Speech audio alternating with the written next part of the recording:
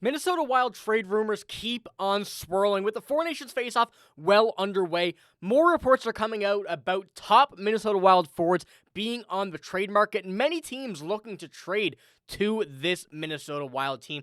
We're going to be talking about who may be out, who may be in on this team, as well as what these reports are saying here in this video. Before we get into it, though, be sure to hit the sub button if you haven't already.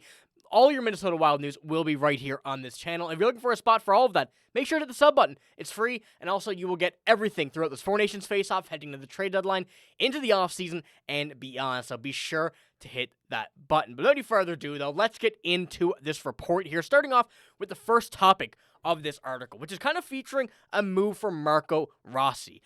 As far as the pieces who could be moved to help the season, Marco Rossi can't seem to escape trade rumors. The 23-year-old has emerged as a solid offensive contributor this season for Minnesota, registering 19 goals and 28 assists in 56 games. Rossi was selected by the Wild 9th overall in 2020 and started to show teams why they were so high on him. If Minnesota were to move on from him, the undersized forward, they would create a hole in the forward group that Rossi's been filling for most of the season, although given his age and production, he would net the Wild a significant return that could make them used to fill other holes. Rossi is a restricted free agent this summer and is making just $863,000 this season, which is his entry-level deal. Now, when we're looking at Marco Rossi as the actual player for the Minnesota Wild, as you see in that article say, he is filling a hole that is left, of course, by many other moves, but he is filling that hole well, which is the more important thing. And putting up Marco Rossi on the trade block is certainly an option that we've been seeing for pretty much the whole season. And personally, I don't like the idea of it, but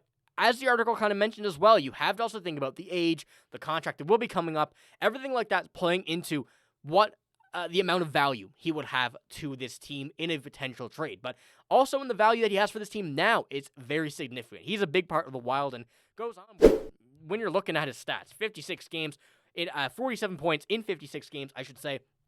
As a 23-year-old, someone who, didn't get the start that everybody else had, started off a bit slower due to some medical issues and whatnot, but he is putting up some insane points. And even with the absence of Kirill Kaprizov and many other injuries that have happened on this team and some jumbling of lines and, recent, not lack of success, but the recent few losses that this team has had, he has been continuing to excel in this lineup.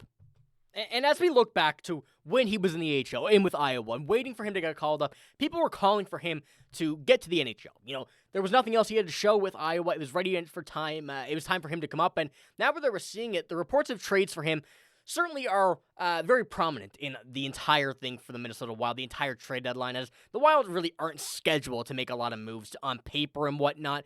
Even recent reports are kind of indicating that the Wild probably won't be too active, but it certainly is a big thing to think of, especially with BIll Guerins, as he's mentioned that, this team may not have had the recent success they had at the beginning of the season, but they're still fighting, they're still competing, and they're still a very, very good team. But if moves will need to be made, BIll Guerins will make them, but he believes in this team right now. But when we're looking at Marco Rossi as well, great player, and someone that in his, playing with Boldy, playing with Zuccarello, playing with those guys, playing with, another young guy, Boldy, Zuccarello the veteran, they've been playing very, very well. Very good chemistry on that line. And ultimately, have been, as you've seen from Marco Rossi's points there, the very big surprise for the Wild this season as to how good this line has been.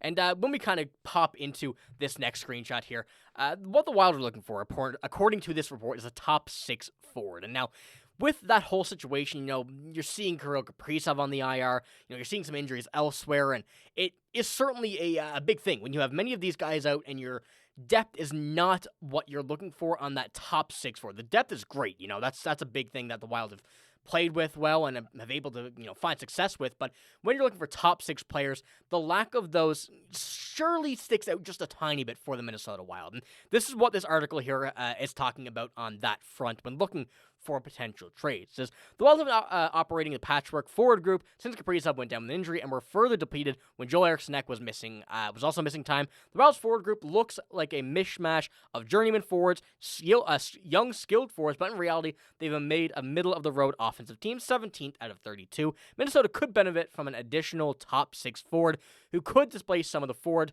who are punching above their weight class at the moment. However, the cost to acquire and the additional salary will likely make that kind of addition a difficult one. Minnesota has just $1.4 million in deadline day cap space, meaning they would need other teams to retain salary, and if they were to bring in a veteran, local boys Brock Nelson and Brock Besser would make a lot of sense for the Minnesota Wild.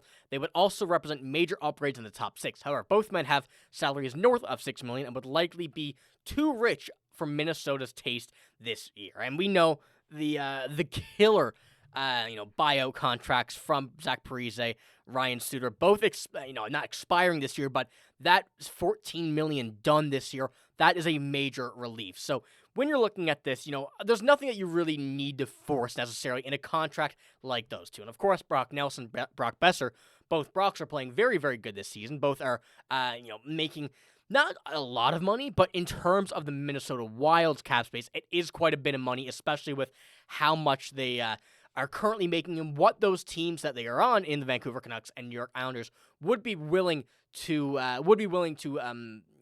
take back in cap for that retention spot. And those teams likely wouldn't want to in that scenario, but the Minnesota Wild would have to sweeten up a deal to make that happen. But another part that this article is saying is the depth scoring, and that's kind of something we mentioned as well. The depth there is good, but once again, the depth is not a top six depth. It's a lot of older players, a lot of younger players, and people that are really, as that article said, and that paragraph just said, is a very good concept of it, is punching above where their weight class. And with the depth scoring, the Wild would benefit immensely from more depth scoring from the likes of Ryan Hartman. However, the best option might be to find some scoring on the trade market. Ryan Donato of the Chicago Blackhawks could be a good option with his $2 million cap hit and the potential lower-cost acquisition. However, it's always tricky when a player is having a career year, then gets traded, and there's no guarantee that Donato would carry that momentum over in a trade. However, the Wild's predicament, Donato may be their best option. Another good option could be Jake Evans of the Montreal Canadiens, who has also put together a career year and is a pending UFA,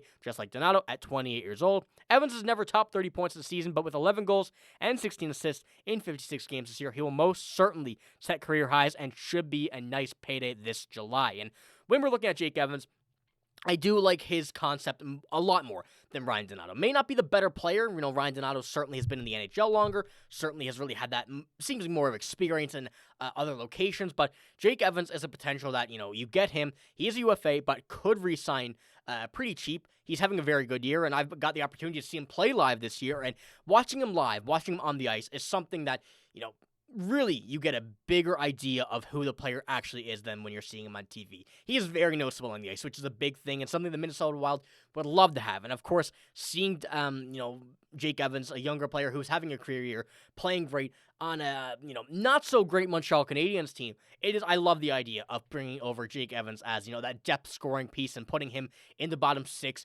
Has been able to play in the top six if need be. That would kind of be, once again, punching above your weight class, but I do love the idea of it. And the Wild don't have many other pieces who could be moved off the NHL roster in a deal, as they have several forwards who are underperforming offensively. However, they do have several prospects who are almost NHL ready and could be part of a massive deal. Minnesota has an appetite and cap space to facilitate a move. Forward Liam Ohgren is a name that comes to mind. The 2022 first-round pick, 19th overall, is still finding his way, but has an NHL run this season, posting a goal and 3 assists in 19 games. While those numbers are underwhelming at first glance, they are distorted by an incredibly low shooting percentage at just 4%. But Liam Ohgren, this is another one that I'm not a big fan of trading. Of course, Liam Ohgren, this year's stats, you really can't tell too much from, as you see there, 19 games, 4 points. But when we're looking at Liam Ohgren as a player, he just turned 21 years old. You have to give him that opportunity on, more of a full kind of season length before you trade him. You go and pick this guy early on in the first round. You have expectations for him. And of course, putting him in a line and maybe, the mishmash of lines that the Wild have had with these injuries, getting him somewhere where he can stay, work with for, half a season, whatnot.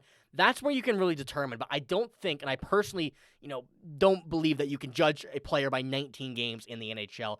I do think that he has a, incredibly high value, but I also do think that he will be an incredibly good player for the Minnesota Wild, and right now is not the time to go out and, make a trade with Liam Ohgren. But the final screenshot here that we have is another player in Riley Heidt, who could be parting ways with the Minnesota Wild. was their second-round pick in 2023 at 64th overall. Heidt is currently the captain of Prince George Cougars in the Western Hockey League and is having a terrific season, posting 25 goals and 41 assists in 43 games. Heidt is a bit of an bit undersized, but he makes more makes up for that with his physical play. Teams will covet his enthusiasm for getting the dirty areas of the ice and player disruptive game, but Minnesota may not be willing to part with as a player who could be very well their captain one day. And once again, same thing. Riley Heidt has incredible potential. He's been one of the most underrated names in the Minnesota Wild organization the past few years, and he is someone that I really want to, kind of like a broken record here, but I don't think you can trade him without having him seen at the NHL level. He is built to play in the NHL, and of course, the physical style, and this article, pretty bold, but predicting to be the captain one day, or saying he could be the captain one day.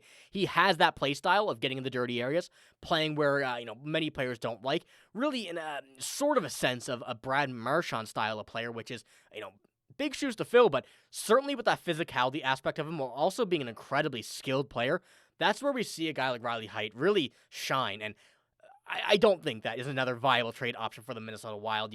How much potential this team has with prospects over the next few seasons is incredible. And you don't want to waste that away for right now when, there's injuries, there's players that can come back, players that are underperforming, and at, the flick of a switch, they could be going back to where they were. People can come healthy, and once again, this Minnesota Wild team could get back to the spot that we'd all hope to see at the beginning of the season and where they were at the beginning of the season. So let me know what you think about these reports here. Obviously, some pretty bold takes on trades in these articles, but I don't think the Minnesota Wild are going to be too active in the trade market, but there could be a very, very big trade with one of these players if the Wild are looking to add either that depth scoring, another top six player, whatever it may be. If BIll Guerins looking for it, we know he can get it. He's been able to do it in the past, and it'll be very interesting to see what direction the Wild take here coming towards the trade deadline. So, like I said, let me know what you think in the comments below. That's all I got in this video. If you haven't already, be sure to hit the sub button, give the video a like as well. But I'm signing out. Thank you for watching. Hope you have a great day. Cheers.